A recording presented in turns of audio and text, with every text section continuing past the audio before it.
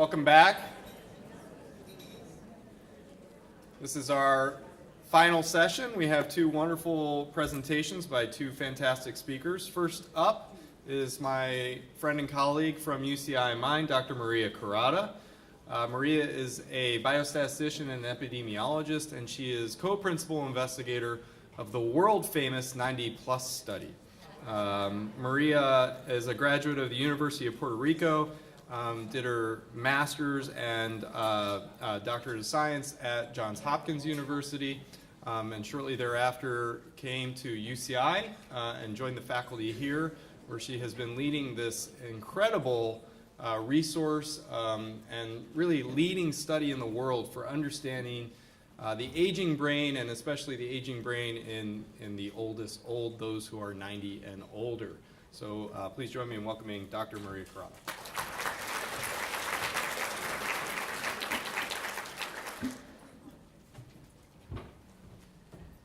Okay, so let's get this ready here. Good, so we have it. Thank you, everyone. Like Josh said, we're getting here to the final stretch of this wonderful conference today. So thank you all for still being here. And thank you to the organizers for inviting me to share the research that we do in the 90+ study. I guess I was told to put a disclosure slide. I have nothing to disclose. And so I'm going to be talking about the oldest old. Why do we care about the oldest old? Why do we want to know about them? Why do we study them? I'm also going to go into the 90+ study, which is a study that we've been working on since basically almost 14 years ago. And we're going to be looking at what are the factors that are related to dementia in this oldest old population. We're going to be talking a little bit also about clinical pathological correlations, or the findings that we have in our brain donation program, and what are latest efforts and what are the next paths for research that we're doing in this population.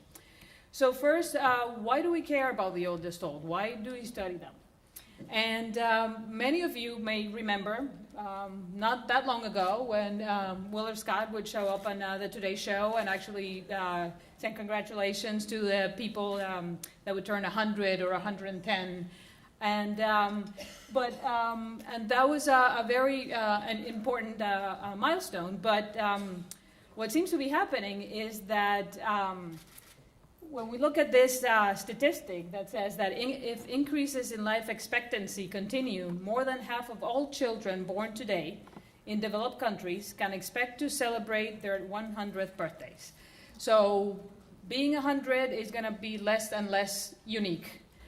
And so what's happening is that thanks to increases in life expectancy like that, we can see that in particular the oldest old, which we call the people that are 90 and older, are the fastest growing segment of the population in the US and many countries around the world. So from 2010 census data, we can see here that the number of people that were 90 and older in 2010, there were about 2 million of them. And population will more than quadruple to over 8.5 million by the middle of the century. But thanks to not only increases in life expectancy, but also decreases in birth rate and the baby boomer generation that's getting to that age. So the oldest old are growing not only in numbers, but also as a percentage of the elderly population. So again, from census numbers, in 2010, the oldest old, or people 90 and older, were about 5% of the population, of the elderly population. That number is going to increase to about 10% of the elderly population. So, and we also know that the oldest old, and as people age, people acquire comorbidities and a lot of different illnesses, physical disabilities, and the oldest also have high rates of all these frailty, disabilities, and comorbidities. So they require a lot of care. So considering how the population is, the age structure of the population is changing, we're facing a huge public challenge to care for the oldest old. And if we see here, if we consider the caregivers, those people that are 20 to 64, the people that are in the workforce, and the caregivers are those 90 and older, we see that the ratio of caregivers to care receivers is going down very quickly. So while in 2010 there were 99 potential caregivers for every 90-year-old or 90-pluser, that ratio is going down to about 22 to 1. So even with these staggering numbers and high number of people growing to this age, the oldest old have been systematically excluded from most research. They've been excluded from national and international studies like the Alzheimer's Disease Neuroimaging Initiative. They're excluded from clinical trials. And so there's very little data and very little information about the oldest old. And there was a report that came out a few years ago that was published by NIH, the Department of Health and Human Services, and the Census Bureau about the importance of the 90-plus population and how little we know about them. And this is one of the quotes from that report, that people aged 90 and over have become an increasingly larger and more important population group that merits a closer look. However, little is known about their characteristics. And they were talking about characteristics, in this case, about demographics, like what is the age, the gender distribution, race, education.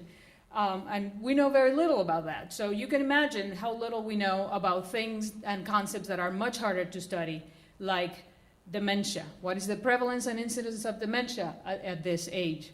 What are the risk and protective factors related to dementia? Are the types of dementia the same in the oldest old? Is Alzheimer's disease still the most common type of dementia at this age? What are the pathologies or brain abnormalities that are related to dementia at this age? So there isn't really much information about them. And that is why several years ago we founded the 90-plus study. We wanted to start addressing some of the challenges and to fill the vast gaps in knowledge about the oldest old.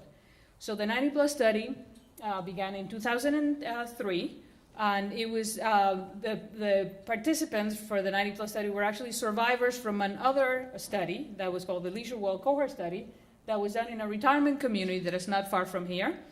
And it was a study that was started by researchers at USC. And Leah Paganini-Hill was one of those researchers, and she's now one of our colleagues in the 90-plus study. So out of the 14,000 people that were part of that cohort study, we invited those that were 90 and older and were still alive, and were alive and on January 1st, 2003, to come and participate in our study. And to date, we have enrolled more than 1,600 participants, 90 and older. And since we started, our study has received a lot of media attention. There's a lot of groups around the world that have actually noted how important studying the oldest old is. And they have approached us, and our study and our participants actually have been in the front page of the Orange County Register, the New York Times, the Los Angeles Times. We've actually even had crews from TV from Russia and Italy to film our participants. And recently, a couple of years ago, our participants and our study were featured in a double segment in 60 Minutes. And I'm going to show you a short version of, like a 3-minute version of that show, to give you an idea of what the study is about and what we do. So you get a glimpse there of what it is that we do in the study, and we have the privilege of actually examining these people and seeing these people every 6 months. They let us do a lot. They provide a lot of their volunteer a lot of their time. So what do we do with all that information? And one of the first questions that we wanted to ask in our study was, what is the risk of developing dementia in the oldest old? And when we started our study, there were several other groups that had already tried to estimate what is the risk of dementia at this age. So here in this graph we have incidence rate, so it's basically what is the proportion of people who develop the disease each year. So each line is essentially a different study. And when we started the study, there were already a handful that had reported incidents. Most of the studies were in Europe. There was one study in the US. And if you notice here that most of the studies actually kind of collapsed the rates for 90 plus. because they did not have enough people at other ages to actually give more age-specific estimates. So since then, other studies actually have also attempted to estimate rates, and we have them there. And one of the things that we kind of consistently see is that the rates of dementia in younger elderly, we know that the risk of dementia increases exponentially and essentially doubles every 5 years of age. And but we didn't really know what happened after age 90. And some of the studies, if you see, sort of suggest that maybe the rates actually start going down, that maybe if people make it into their 90s, that maybe they are protected and they're not going to develop dementia. Others actually kind of show that the rates kind of plateau. Others actually show sharp increases in the rate. So there's a lot of variability in the rates in their 90s. A lot of this had to do with the studies not having enough people to estimate or give precise estimates at those ages. So we also estimated our rates, and we actually have a much larger group to estimate from. And what we found is that the rates actually do continue to increase exponentially, and they do double every 5 years of age. And the rates essentially reached about 40% per year among centenarians. So among people that do not have dementia when they turn 100, the rate is basically 40% of those people every year actually do develop dementia. So the rates are very, very high in the oldest old. So given the large number of people that are living to very old age and these very high rates of dementia among the very elderly, we can see how this will become a very important public health problem. So an important next step in our research is try to understand what is related to dementia in the oldest old. Are there any factors, any characteristics that we can identify that increases the risk or decreases the risk of developing dementia at this age? So some of the first things that we did was look at factors that have been a variety of factors that have been linked to risk or protection against dementia in younger elderly. So we looked at things like vitamin supplementations with antioxidants, body mass index, intake of alcohol, participating in physical or cognitive activities, even ApoE4 genotype, which is a very strong risk factor for Alzheimer's disease and dementia in younger elderly. And what we found is that none of those factors, none of those characteristics were actually related to dementia in the very elderly. So it seems like some of the risk factors may be different in the oldest old as they are in younger elderly. So what is related to dementia at this age? So some of the things that we're studying now are vascular disease. So there's a lot of research suggesting that different types of cardiac and cerebrovascular conditions increase the risk of dementia. And so I'm going to give you a little bit of a glimpse of what we have found in terms of these vascular conditions. So in this graph I'm going to show you, we asked people about their history of different conditions, and when they join the study, they do not have dementia, and we asked them, have you ever been diagnosed with these conditions? And what we find in terms of the risk of dementia, and in these graphs actually anything above that dashed line basically suggests that there's an increased risk associated with that factor. Anything below suggests a decreased risk associated with the factor. So we see here, I'm not sure if you can see very well, the first one is congestive heart failure. People with congestive heart failure basically have twice the risk of developing dementia compared to people that do not have that condition. Heart valve disease is also associated with an increased risk. Stroke also, which is something that was not surprising. This is also similar in younger elderly. But there's other conditions that also we were expecting to see an increased risk, and we don't necessarily see it. So some of these factors are basically, or some of these conditions are a little bit, the evidence is a little bit less equivocal, and it's not that clear that they are related to an increased risk. And then we have things like high cholesterol and hypertension. And in particular, we see here that people with a history of hypertension that did not have dementia when they joined the study, and these are people all in their 90s, people with a history of hypertension actually have a lower risk of developing dementia. So what we're seeing here is that it seems like the association with dementia seems to change with age for some, but not all of these vascular factors. So while some of these conditions are related or seem to continue to be associated with an increased risk, some of these other conditions seem to be related to a lower risk of developing dementia. So we wanted to explore this a little bit more. And what we found is that in this situation, what seemed to matter is that the age when hypertension actually developed. So again, here in this graph, I'm showing like for people that developed hypertension or their age of onset of hypertension was in their 70s or before, their risk of dementia was not any different to people that actually never had a history of hypertension. But people that develop hypertension in their 80s or even more in their 90s, the risk of dementia was lower compared to people that never had the disease. So it seems like factors that are related to dementia in younger elderly seem maybe different to factors that are related to dementia in the oldest old.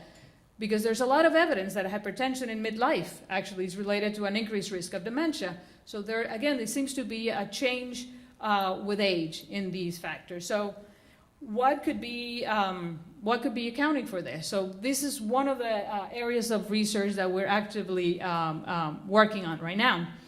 So some of the potential interpretations for this finding may be that what's normal blood pressure in the oldest old is different from younger elderly. That perhaps because blood vessels lose elasticity as a person ages, the body tries to compensate by increasing blood pressure to enable to maintain adequate blood flow and oxygenation to the brain. It could be that high blood pressure is a marker for better health or absence of disease. It could also be that people that have hypertension take medication that actually accounts for this finding, or that people that actually have a history of hypertension have better medical care. So these are all, because these are coming from the type of study that we do, which is an observational study, these are basically just associations. These are not causal, we cannot assume causation. So we're still investigating what this means. But I guess what we're finding is that whatever happens in the younger elderly, you cannot necessarily extrapolate and say that's what's going to work also in the oldest old. So I'm going to switch gears a little bit and talk about findings from our brain donation program.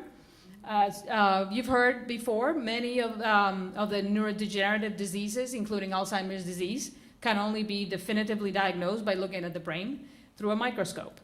And so an important part of our research comes from the observations of the brains of the participants that very kindly agree to brain donation.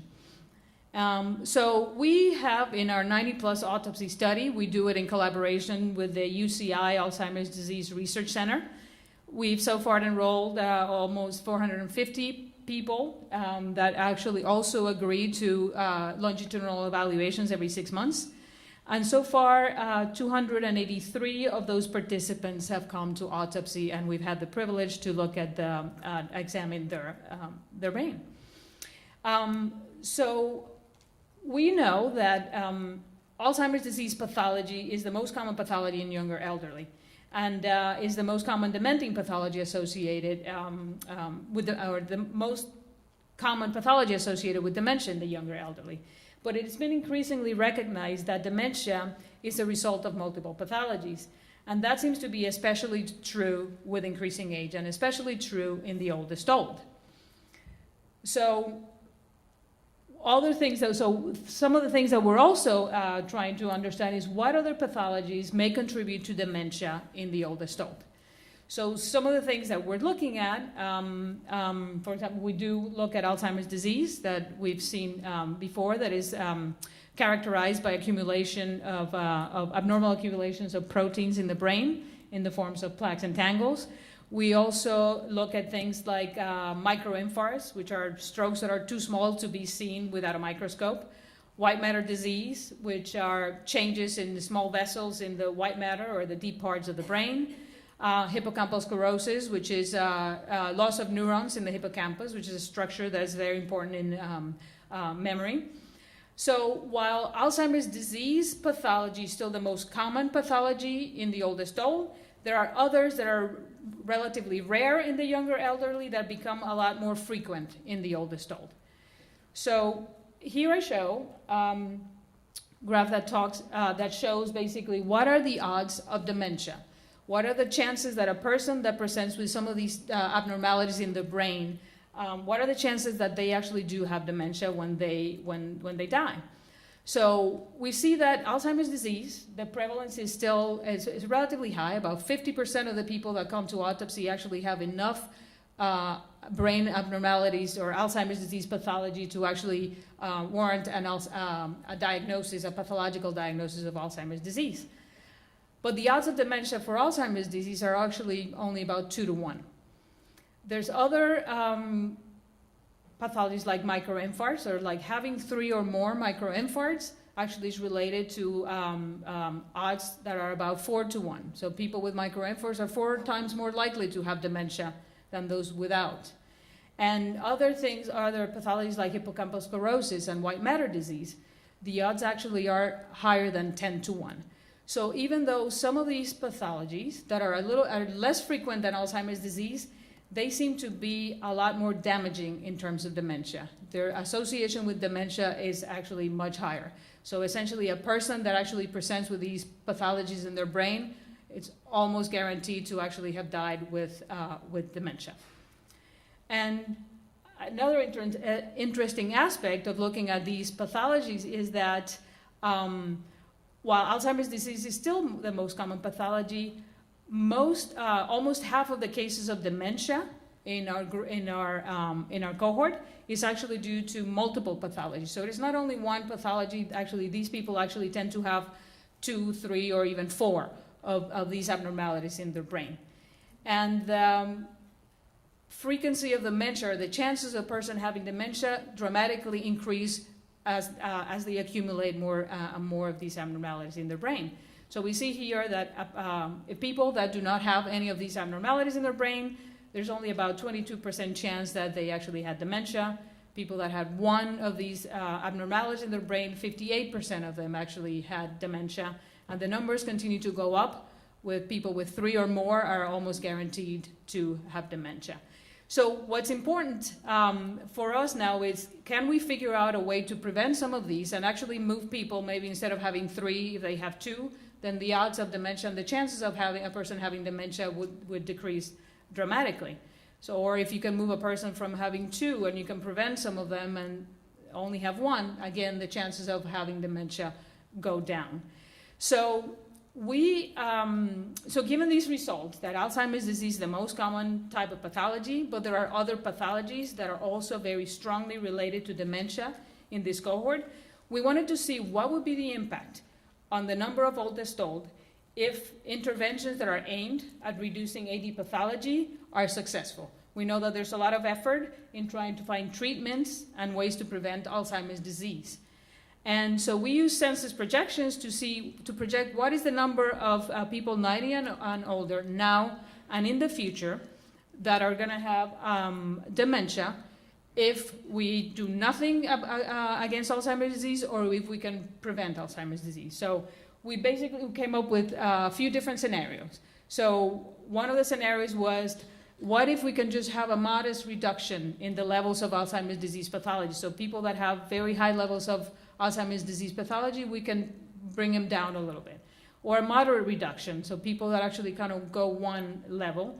Or even a complete elimination. What if we completely eliminate Alzheimer's pathology?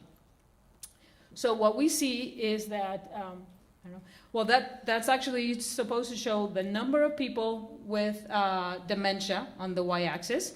And we see here that, and here is basically currently. How many people are there with dementia among the oldest old currently? So this white bar is basically if we don't do anything. If we don't do anything, right now there are about 1.4 million people among the oldest old that have dementia. If we can completely get rid of Alzheimer's disease, that number will actually go down to about 0.7 million people with dementia among the oldest old. So, and then if we go to the middle of the century, this will be in 2050. So what happens if we don't do anything? There will be about 4.7 million cases of dementia among the oldest old. But if we can completely reduce or eliminate Alzheimer's disease, we can actually bring that number down to about half. So 2.3 million cases of dementia among the oldest old by the middle of the century. So what we can see here is that even if Alzheimer's disease, even if we can find successful preventive and treatments for Alzheimer's disease, there's still a lot of dementia left in this group because there's a lot of dementia that is not due to Alzheimer's disease. And that is what also, so some of the things that we need to remember. So dementia is not just due to Alzheimer's disease, it's also due to a lot of other conditions that we do not know very well, and we don't even know how to diagnose during life. We don't know what hippocampal sclerosis looks like. We don't know what microinfarcts look like clinically. So those are some of their latest efforts, trying to figure out how to identify some of these pathologies or some of these abnormalities during life, or if, to see if we can then figure out ways to prevent them and eliminate a lot of the burden of dementia at this age. So some of our latest efforts are basically geared towards trying to figure that out. So how do we diagnose other types of dementia during life? What are the risk factors for some of these specific pathologies? What are the risk factors for hippocampal sclerosis or microinfarcts? How do dementia-related pathologies interact? And so to try to get at that, we're actually embarking some studies that we have been starting recently or are in the process of starting on imaging studies, MRI, and PET imaging studies, to see if we can figure out ways to maybe visualize these conditions during life. Also to try to understand some of these other vascular risk factor findings that we've had. We're also trying to look at vascular resistance and cerebral perfusion studies. We're also trying to get at ambulatory blood pressure and oxygen saturation, and also, of course, looking at the genetics. Are some of these conditions that we're identifying that are important in this group, are they due to different genes, or do they have a genetic component? So I guess in summary, what I wanted to say is, and actually the title of this conference is Advances in Research in Dementia in Unique Populations. And one thing I wanted to say is that although the oldest old are still relatively unique right now, they are becoming less and less unique as more and more people live to very old age. And because of that remarkable increase in longevity, and the number of oldest old is increasing in the U.S. and worldwide. And the risk of dementia is exceptionally high in these individuals, and they require a lot of care, so it's going to become a very big public health burden. The oldest old also are not just poor version of younger elderly, because risk and protective factors may be different or appear to be different in the oldest old as they are in the younger old. And we also expect risk and protective factors to be different for the different pathologies that we're finding that are very important at this age. And finally, that interventions that reduce AD pathology are could significantly reduce the public health burden, but there's additional interventions that we need to address the burden for other types of dementia. And I wanted to finish with thanking our collaborators, especially Dr. Claudia Cawas, the co-principal investigator of the study, and Leah Paganini-Hill that helped start the study many years ago, the Leisure World Cohort study, and then it collaborates with us now. And all the other people in the ADRC, the Brain Bank, and many of the staff that have been with us many years that are actually here today, that have worked with us now and in the past. And thank you.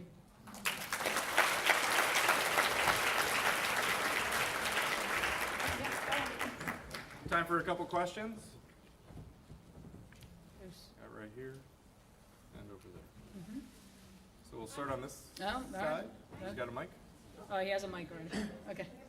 Okay, thank you. Your risk factor slide showed an inverse relationship with elevated blood pressure, and I know you made a point of it, Dr. Kawas and others I've heard as well. But on that same slide, you showed an inverse relationship with coronary artery disease. So that would seem counterintuitive, and is your group trying to reassess your sampling to see if there's a critical sampling error here before we suggest our oldest people not to worry about their blood pressure readings over 150 over 90 or something like that? No, we're not. I mean, we're not saying anything right now about what to do. I guess what I wanted to point out is this is still research. We're trying to understand what this means. We're not ready to make any recommendations. This is basically just an observation, and that hopefully will lead to additional avenues of research so we can understand better what's happening. Well, I think that's very dangerous to do that. I mean, you picked this one item, this blood pressure item, and you kind of ran with that, and Dr. Kawas does as well. But you didn't pick the coronary artery disease part. Well, coronary artery disease was not related to dementia in our cohort. Well, no, it showed an inverse relationship on that. On that Not chart. significantly. Actually, was actually almost basically people that had that condition, coronary artery disease, almost had the same risk as people that did not. No, the slide didn't show that. It was below the average risk. It was one of the 2 or 3 factors that were listed below. So I don't see how you can discount that without questioning your sample. Well, we question our methods all the time. Absolutely, that's what we do as researchers. We're always trying to understand what we're getting and what we have.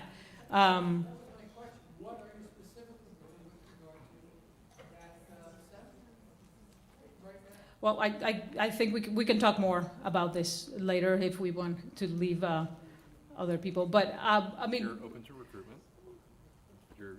You're growing your sample. You know that this is. I think we should probably move on. But I think this is a very unique sample in the first place. It's powerful data. There aren't a lot of 90-year-olds, and what's amazing about this study is that they've capitalized on this unique resource. and we're not the only ones that are finding some of these that are having these findings with hypertension. There's other studies around the world, especially in Europe, that have groups of oldest old that are finding similar, that are having similar results. So we're all trying to figure out what this means. So as researchers, we try to share our information so that can open up to avenues. And like I'm saying, we're not recommending anything at this point. So we're just showing different avenues of research that we need to continue.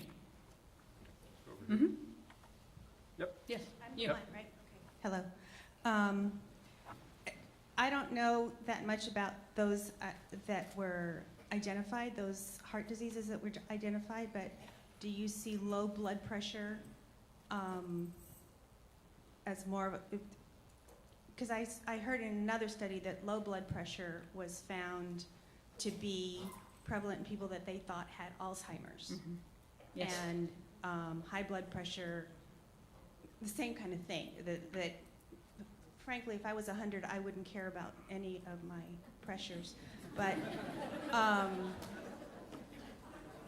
I just wondered if there was any relation to low blood pressure that you saw in the oldest old. Yes, I mean, like many of the other studies, I actually have definitely found an association between low blood pressure, and there's a suggestion that maybe it's not that low blood pressure actually is a risk factor, but that people with dementia, actually their blood pressure starts going down as they're.